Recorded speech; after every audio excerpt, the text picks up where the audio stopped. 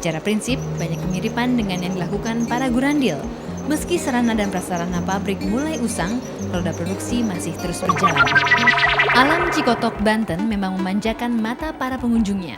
Pohon hijau terlihat di sana-sini, dan di balik indahnya alam Cikotok tersimpan kekayaan emas di bawah tanahnya. Ini bukanlah bintang jatuh, bukan pula kereta gantung Taman Mini Jakarta. Tapi ini adalah kotak gantung yang mengangkut biji emas menuju pabrik pengolahan di Gombong, kawasan Cikotok.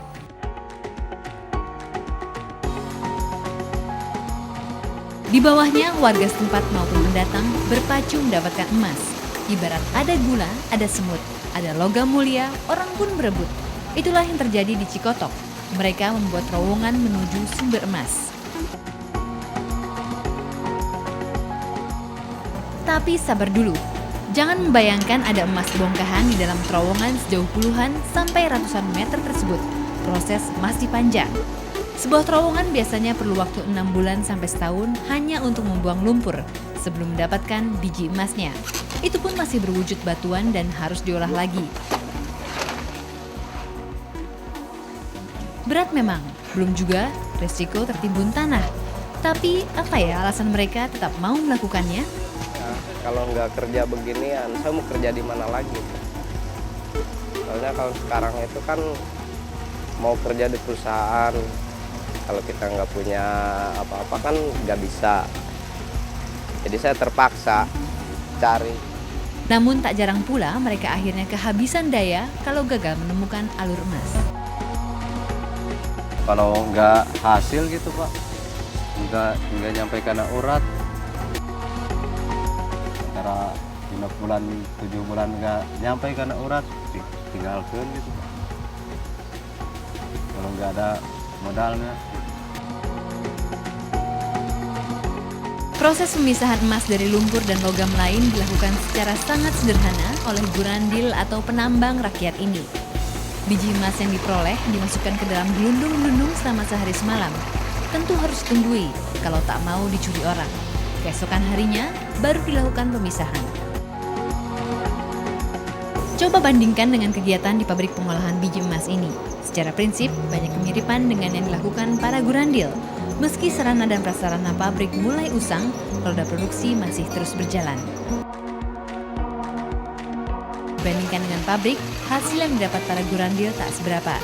Tapi hal itu tidak menyurutkan Herwandi, pria asal Bengkulu dan para gurandil lain untuk tetap menambang. Sejak tahun 2000, Herwandi hijrah ke Cikotok. Hasilnya lumayanlah, namun belakangan penghasilannya mulai menurun.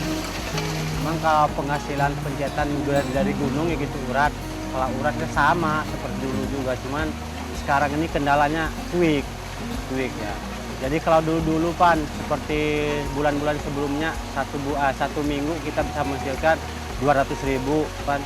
Kita beli quick paling juga 40.000 Pan, satu onnya dulu Pan 7.000. Jadi masih ada sisa yang kita 150 atau 100. Kalau sekarang penghasilan 200 misalkan beli quick 2 on Pan udah 90.000. Jadi kebagian segitu. Hal yang sama dirasakan Emus. Warga Cikotok yang sekitar 2 bulan ini terpaksa cuti menambang. Waktu itu memang rame Pak ya, di mana-mana orang pada lari ke situ. Tapi setelah ke sini dipikir-pikir mungkin mereka pun sama kayak saya. Satu masalah keselamatan, keduanya masalah tadi itu quick ya, dampaknya.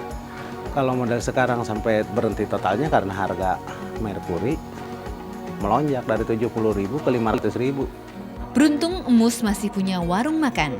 Meski tak besar, setidaknya asap dapurnya masih terus mengebul. Atau seperti Abah Badaong yang juga harus banting setir. Kalau dulu pegang martil, sekarang pegang stang motor. Masih kalau lagi ada kenakan nambang. Kalau lagi gede pencetannya ya. Kalau sekarang bohai nggak ada, gak enakan ngojek. Saya 2 liter masalah mau ke pasar udah dapet.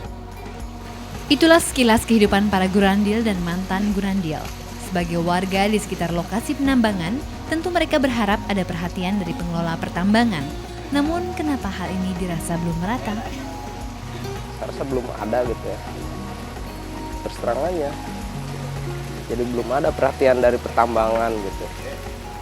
Ya kalau manfaat memang contoh seperti air minum ya, sampai hari ini memang masih dikasih gratis sama tambang. Terus lahan ini juga Pak, lahan yang kita tempati masih dari tambang. Cuma kalau dulu sampai penerangan pun, kesehatan pun yang namanya penduduk wilayah Cikotok ini gratis kalau dulu. Tentu dari pihak pertambangan punya alasan tersendiri. Nah, perusahaan itu memberikan arahan-arahan terhadap pada mereka dengan kemungkinan juga akan gitu ya, akan diberikan bantuan juga. Cuman mungkin waktunya belum pas atau belum kena jadwal gitu. Kehidupan terus berjalan dengan segala pasang surutnya. Kalau dulu emas menjadi primadona di Cikotok, mungkin sekarang saatnya dipikirkan sumber nafkah lain. Peningkatan kesejahteraan warga dan infrastruktur pertambangan masih perlu waktu. Entah kapan realisasinya.